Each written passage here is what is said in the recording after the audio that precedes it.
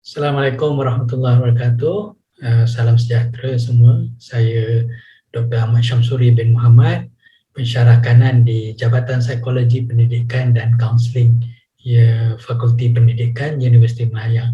Saya berusia 39 tahun, berasal dari Pasir Putih, Kelantan dan mendapat pendidikan awal di Sekolah Rendah Pendidikan Khas Princess Elizabeth, Johor Bahru. Kemudiannya saya melanjutkan pelajaran menengah saya di Maktab Sultan Abu Bakar Johor Bahru English College dan seterusnya di Sekolah Menengah Kebangsaan St. John Kuala Lumpur.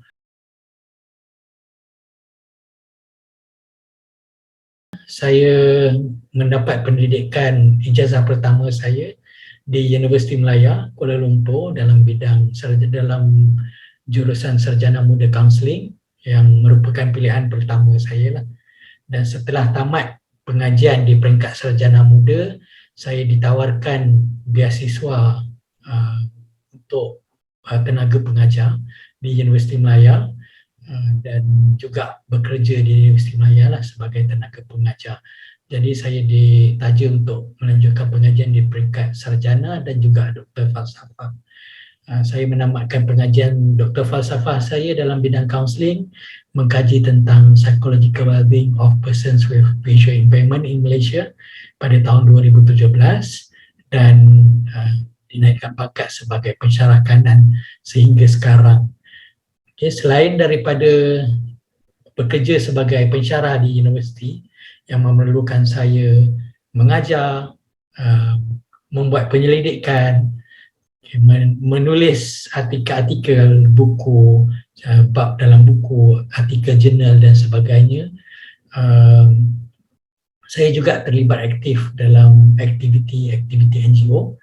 Saya merupakan pengerusi Jawatan Kuasa Pembangunan Modal Insan Pertubuhan Orang Cacat Penglihatan Malaysia dan juga saya council member untuk National Council for the Blind Malaysia dan juga Exco bagi Persatuan Pendidikan Khas Kebangsaan.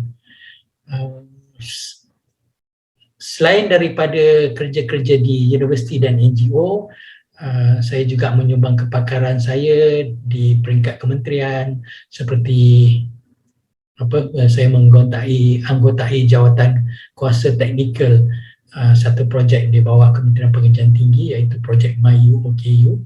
Projek ini adalah untuk meningkatkan kemasukan pelajar OKU ke universiti-universiti awam.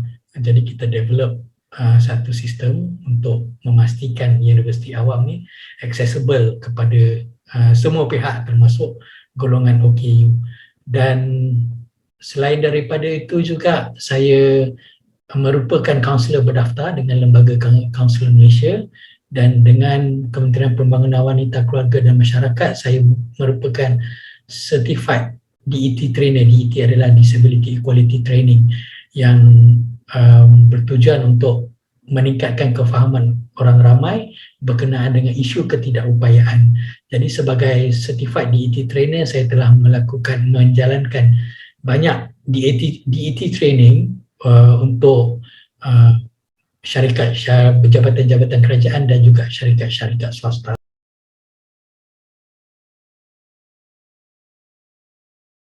Bercakap tentang cabaran dalam mencapai pendidikan tertinggi, sememangnya untuk OKU penglihatan cabarannya adalah akses kepada maklumat ataupun lebih mudah lagi difahami akses kepada bahan bacaan. Okay, jadi kerana untuk menamatkan pengajian di peringkat Doktor Falsafah, saya perlu melakukan kajian dan untuk melakukan kajian saya perlu bahan bacaan. Jadi dalam mengakses bahan bacaan, banyak bacaan dalam bentuk bercetak, kurang bahan bacaan dalam bentuk braille. Okay, dan selain daripada itu sekarang mungkin sedikit kemudahan kerana ada e-journal, e-book dan sebagainya. Namun setengah e-book pun tidak accessible dengan screen reader yang saya gunakan. Saya menggunakan perisian pembaca skrin untuk akses komputer ke laman web dan sebagainya. Okay, jadi setengah bahan dalam bentuk e-book ataupun e-journal kurang accessible. Jadi itu sedikit sebanyak, bukan sedikit sebanyak lah, banyak sebenarnya, memberi cabaran lah dalam saya menamatkan pengajian di peringkat doktor falsafah. Selain daripada itu juga cabaran dalam melengkapkan kajian. Kita nak memahami sesuatu bidang kajian, memang satu cabaran lah, bukan saja untuk orang OKU tapi bukan OKU, dan nak memahami bidang kajian, nak menulis makalah ataupun menulis tesis tu pun juga perlukan kemahiran berfikir yang tinggi lah. Kerana ialah untuk melepaskan convince panel pemeriksa dan sebagainya. Selain daripada itu, semasa melanjutkan pengajian juga saya perlu mengumpulkan data, dan kerana kajian saya berkenaan dengan psychological well-being of persons with vision impairment in Malaysia, saya perlu travel ke 6 buah negeri, ke Sabah, Sarawak, Pulau Pinang, Johor, Kuala Lumpur, Terengganu. Jadi untuk travel dan collect data tu merupakan satu cabaran jugalah, dan duduk di satu tempat tu bukan sekejap. Jadi itu cabarannya. Memang suka, memang perlu banyak pengorbanan. Even saya teringat masa saya buat PhD, kalau waktu tidur siang bertukar jadi malam, malam bertukar jadi siang tu biasa. Okay. Saya pernah tertidur di perpustakaan, terkunci dalam perpustakaan disebabkan terlalu penat. Kalau tidur di pejabat tu biasa lah, tidur di bilik kerja tu biasa. Dan saya pernah juga di waktu hari raya, orang takbir raya di masjid, saya menaik tesis sebab nak kerja deadline. Okay, jadi memang dalam keadaan sepanjang melakukan PhD, menamatkan pengajian di peringkat doktor falsafah, memang itu cabarannya. Tetapi apa yang saya ingat adalah masa hadapan. Pengorbanan hari ini adalah hasilnya, insyaAllah kita akan nikmati pada masa hadapan. Jadi memang kita akan susah hari ini, tapi insyaAllah dalam masa hadapan akan kita kecapi hasilnya. Saya punya supervisor, saya punya ketua jabatan, dekan di tempat kerja sentiasa memberi dorongan, kerana dia kata pastikan ada PhD untuk membolehkan awak didengari. Sebab suara OKU ni orang tak pandang kan. Kalau orang tengok, kalau biasa kita pakai term, kalau OKU penglihatan tu term formal lah, tapi dalam bahasa-bahasa seharian saya dengan kawan-kawan, kita cakap orang buta. Orang tengok orang buta ni kerja urut. Kadang-kadang orang pandang semacam sebab jual tisu, minta sedekah jual tisu dan sebagainya. Jadi dengan ilmu, dengan pendidikan tu akan meningkatkan taraf ataupun meningkatkan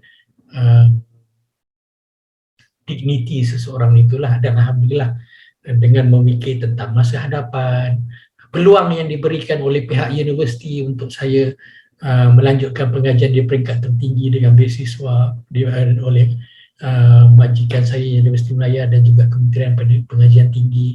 Jadi peluang itu tidak boleh disia-siakan, kerana bukan senang orang nak beri kepercayaan kepada OKU penglihatan.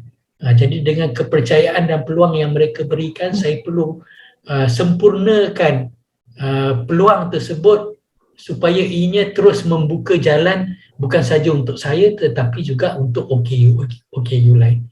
Selain daripada itu, faktor keluarga jugalah yang sentiasa memberi dorongan kepada saya.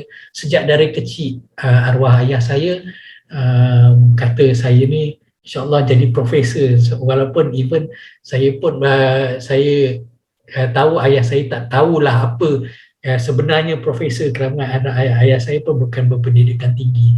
Jadi harapan dia untuk melihat saya berjaya, sekurang-kurangnya kalau tak boleh bantu orang lain, bantu diri sendiri, tidak menyusahkan orang pun sudah cukup. Jadi alhamdulillah, dengan harapan, dengan doa mereka saya sampai ke tahap ini. Saya ingatlah bila setiap kali dia menghadiri majlis graduasi saya, antara orang yang paling gembira lah kalau bercerita dengan lepas convocation tu, contohnya ada reporter datang, dia lah yang paling seronok bercerita.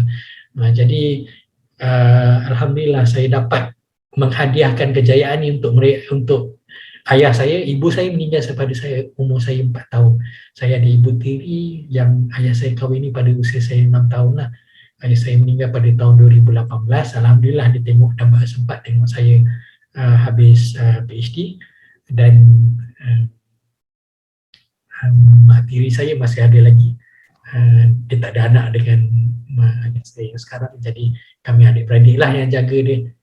Jadi itu yang mendorong saya untuk terus berusaha, bukan saja untuk menamatkan pengajian, tapi apabila telah tamat pengajian terus memberi sumbangan kepada bukan saja di peringkat universiti tapi juga kepada masyarakat di luar sana.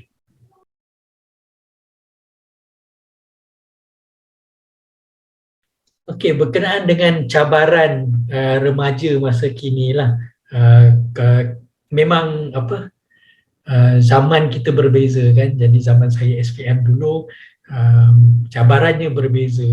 Nak kata siapa yang banyak siapa yang kurang tu tak boleh lah, sebab masing-masing ada cabarannya masing-masing. Tapi di zaman sekarang mungkin dengan adanya pelbagai teknologi, dengan adanya pelbagai social media, dia ada kelebihan dan ada keburukannya juga. Kerana saya lihat dengan adanya pendedahan melalui teknologi, melalui social media, menjadikan pelajar zaman sekarang lebih berinformasi, lebih terdedah kepada pelbagai jenis maklumat lah. Jadi banyak perkara yang mungkin orang yang seusia saya ataupun lebih berusia dari saya tidak tahu, tapi oleh kerana remaja zaman sekarang mempunyai akses kepada teknologi, mempunyai akses kepada social media, jadi mereka tahu, jadi mereka lebih terbuka. Okay. Namun begitu, social media juga mungkin boleh memberi cabaran ataupun memberi kesan yang kurang baik kepada remaja, kerana selain daripada mendapat maklumat tadi, kebergantungan kepada skrin, kebergantungan kepada skrin lah, menyebabkan banyak masa terhabis kepada untuk bersosial di sosial media. Jadi kalau kita bercakap sekarang, telefon tu menjauhkan orang yang dekat tapi mendekatkan orang yang jauh. Jadi hubungan antara ahli keluarga tidak serapat dulu, tetapi hubungan dengan rakan-rakan di alam maya jadi makin rapat. Sama juga kadang-kadang kita dengan rakan-rakan sekelas ataupun rakan sekolah kurang rapat, tapi lebih rapat dengan rakan-rakan di social media dan sebagainya. Okey, jadi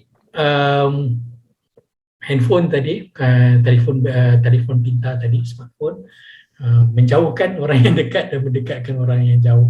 Handphone tu perlu sebenarnya. Handphone perlu sebab teknologi ni kita dah tak boleh nak lari kan. Tambah-tambahan dengan keadaan pandemik sekarang, handphone tu perlu. Even pelajar sekolah rendah pun memerlukan peranti untuk belajar. Apatah lagi pelajar-pelajar SPM. Tapi ia perlu digunakan dengan bijak lah. Perlu dimanfaatkan untuk perkara yang baik, bukan ke perkara-perkara yang kurang baik yang menghabiskan masa.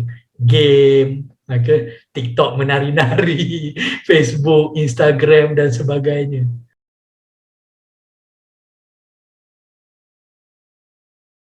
Okey, bagi pelajar-pelajar yang telah berusaha namun keputusan masih lagi kurang memberangsangkan, yang pertamanya saya yakin dengan refleksi diri.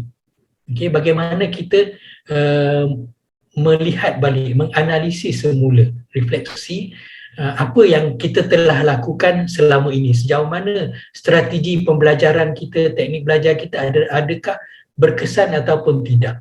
Jadi dengan cara tersebut kita akan lihat, okey, saya telah melakukan cara begini tapi result saya masih lagi sama.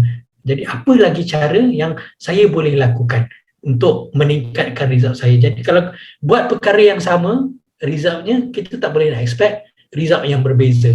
Tapi mungkin perlu cari cara reflect semula dan cari cara yang alternatif yang lain untuk meningkatkan keputusan. Dan selain daripada itu, walaupun keadaan anda begitu, yang penting jangan mengasingkan diri. Support system tu sangatlah penting. Kalau tertekan ataupun kurang yakin diri, jangan pendam sendiri. Ada support system di sekolah yang bagus, ada buddies ataupun ada peer support, dapatkan peer support ataupun dapatkan juga bantuan daripada guru-guru dan kaunselor sekolah. Saya yakin perkhidmatan kaunseling di MRSM sangat baik. Saya mempunyai ramai rakan-rakan di MRSM. Saya kerap juga memberi ceramah di MRSM. Saya juga menyelia pelajar-pelajar saya yang membuat internship di MRSM. Saya lihat sistem perkhidmatan kaunseling di USM antara yang tersusun, antara yang terbaik di Malaysia. Jadi dapatkan bantuan daripada kaunselor-kaunselor di maktab supaya anda tidak tertekan ataupun tidak menanggung bebanan seorang diri. Jadi itulah nasihat daripada saya, refleksi, cari strategi alternatif dan jangan bersendiri, dapatkan sokongan daripada orang lain.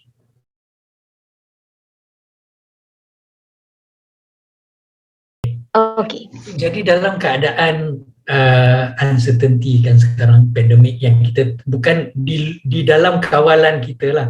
Jadi keadaan pandemik ini adalah di luar kawalan kita. Jadi perkara yang di luar kawalan kita, kita seharusnya tidak begitu membebankan diri untuk memikirkannya. Yang penting bagaimana kita adapt. Okay, kita menyesuaikan diri dengan keadaan sekarang, even online ataupun face to face. Yang penting kita cuba adapt, cuba sesuaikan diri dengan keadaan yang disuruhlah ataupun ditetapkan untuk kita ikuti. Cuba sesuaikan diri. Mungkin pada masa awal sukar. Tapi itu yang saya katakan tadi, peer support, okay, bantuan daripada guru-guru sangatlah penting. Jadi kalau ada kesukaran untuk adapt, untuk menyesuaikan diri, dapatkan sokongan daripada rakan-rakan, dapatkan sokongan daripada guru-guru. Dan selain daripada itu, mungkin dalam keadaan beradaptasi dengan norma baru ni, mungkin tertekan itu sedikit sebanyak akan ada. Sebab perkara yang sebelum ini bukan menjadi kebiasaan kepada kita, tapi bila kita nak biasakan diri untuk adjust kepada norma baru ni, mungkin kita sedikit sebanyak tertekan. Jadi coping strategi itu sangatlah penting untuk menangani tekanan, untuk beradaptasi dengan norma baru sangatlah penting supaya kita tidak tertekan, kita tidak ketinggalan untuk beradaptasi. Seterusnya kita juga dapat menjalani kehidupan walaupun tidak kembali seperti asal, tapi mampu berfungsilah dalam keadaan yang sewajarnya lah, walaupun dengan keadaan pelbagai kekalangan.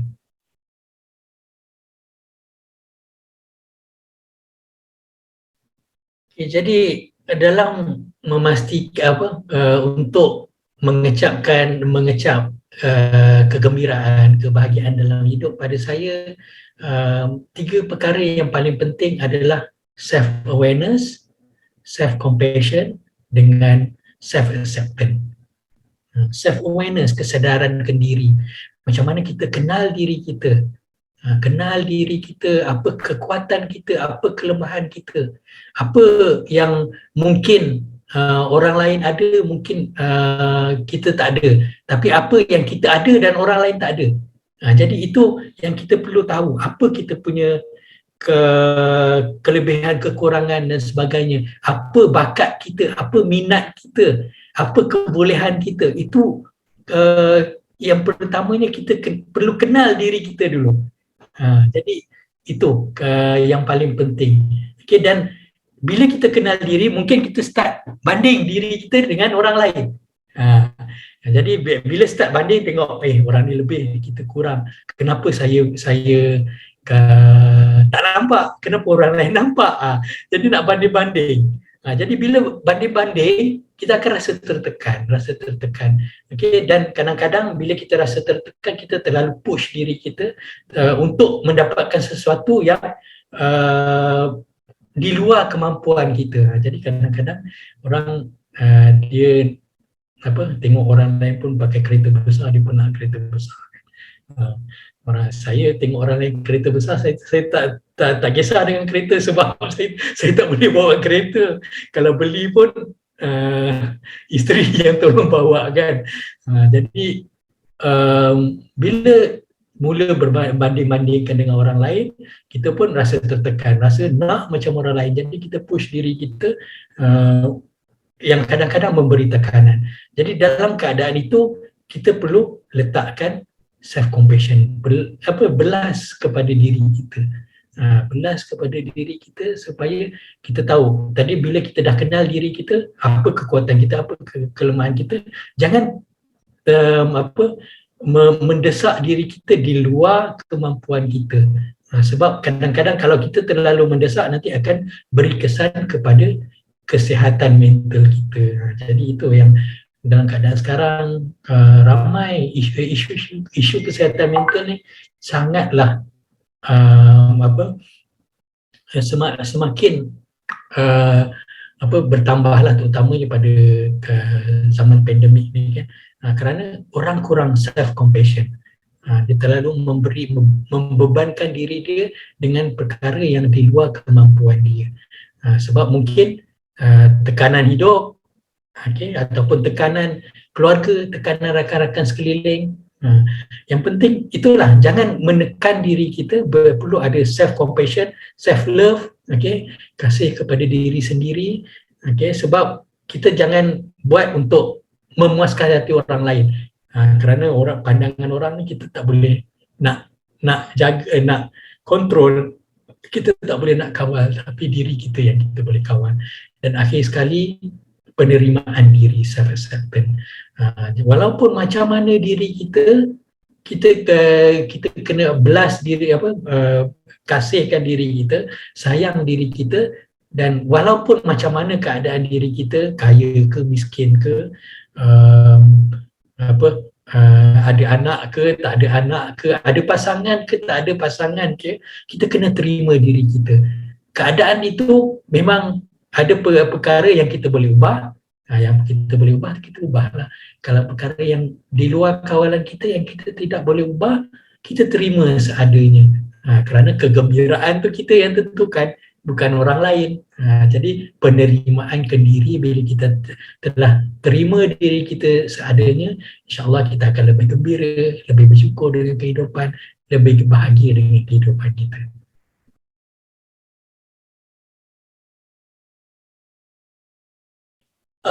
Pada saya, apa yang saya buat adalah untuk ialah sebaik-baik manusia itu adalah manusia yang memberi manfaat kepada orang lain. Jadi kalau di universiti saya sentiasa kalau di dalam pengajaran tu, saya ingin lihat pelajar-pelajar saya berjaya sekurang-kurangnya sama macam saya, ataupun saya nak mereka lebih lagi daripada saya. Jadi bila mereka keluar universiti, bekerja, memberi sumbangan kepada masyarakat, itu saya sangatlah gembira. Dan dalam bidang penyelidikan, saya harap saya dapatkan menghasilkan penyelidikan berimpak tinggi yang boleh digunakan bukan saja dalam negara tapi juga di luar negara. Dan selain daripada itu, ialah sebagai pensyarah, Kalau untuk peribadi tu peningkatan kerjaya nak jadi profesor satu hari nanti seperti impian ayah saya kan. Dan dalam masa yang sama menghasilkan bahan-bahan bacaan yang berkualiti untuk menjadi rujukan bukan saja mereka yang dalam bidang kaunseling tapi juga orang ramai yang ingin memahami isu-isu orang kurang upaya dengan lebih mendalam lagi. Jadi yang paling utama adalah saya inginkan keberadaan saya di dunia ini memberi manfaat kepada orang lain, bukan saja dalam universiti tapi juga di peringkat di dalam masyarakat sama ada dalam negara ataupun di luar negara. Bukan saja masyarakat OKU tapi juga masyarakat bukan OKU lah.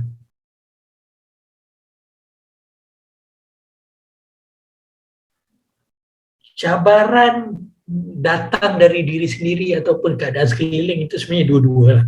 Okay? Sebab kalau daripada diri sendiri memang kita sebagai manusia kadang-kadang kita ada juga sikap yang ingin berseronok. Itu 5 kepulauan psikologi tu, ingin berseronok, ingin disayangi dan sebagainya. Jadi kadang-kadang untuk memenuhi keperluan psikologi itu kita kadang-kadang leka lalai kan, walaupun kita penuh dengan tugasan, dengan tanggungjawab, tapi kadang-kadang sebagai manusia kita lalai. Jadi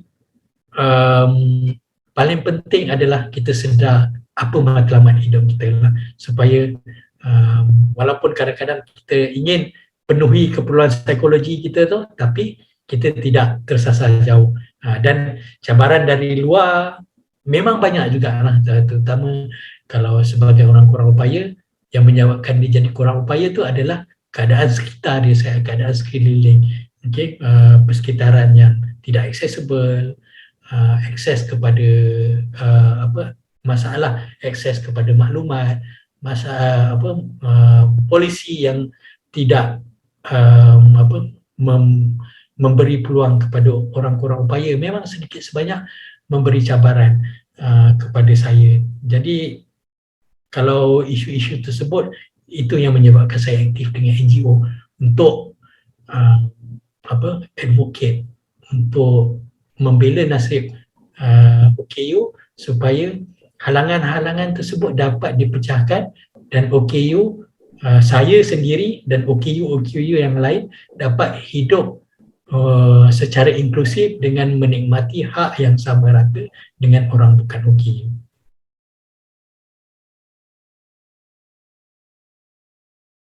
Okay, untuk para pelajar yang bakal menduduki SPM, apa yang saya ingin tekankan bahawa buat yang terbaik dalam SPM yang akan datang. Yakinlah dengan keputusan akademik yang cemerlang akan membuka lebih luas lagi jalan untuk kecemerlangan yang akan datang. Okay. Sentiasa hormati guru, hormati ibu bapa, tingkatkan usaha dan berdoa untuk dipermudahkan segala urusan anda. InsyaAllah saya doakan anda berjaya dalam SPM, berjaya dalam kehidupan, dan InsyaAllah kita jumpa di puncak kejayaan. Kalau saya boleh sampai ke PhD dengan mata yang tak nampak, boleh menamatkan pengajian di peringkat doktor falsafah, saya yakin dengan anda yang mata sempurna, dengan pelbagai kemudahan dan sokongan, anda seharusnya boleh buat lebih baik lagi daripada saya. Sekian, terima kasih.